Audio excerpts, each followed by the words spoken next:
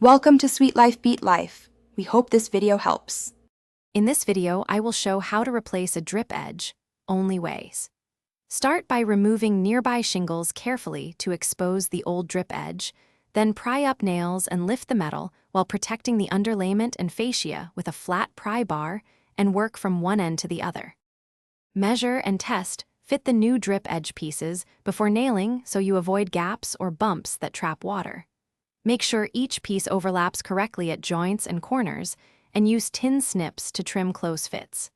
Check the slope so water runs off cleanly and there are no exposed nail heads that could back out later. Drive nails straight and flush, not overdriven, so the drip edge stays tight and neat. Use a bead of roofing cement at seams and exposed nails for added protection, and carefully press shingles back into place over the new metal.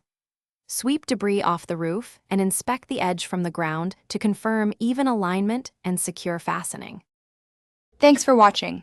Consider subscribing if we helped you.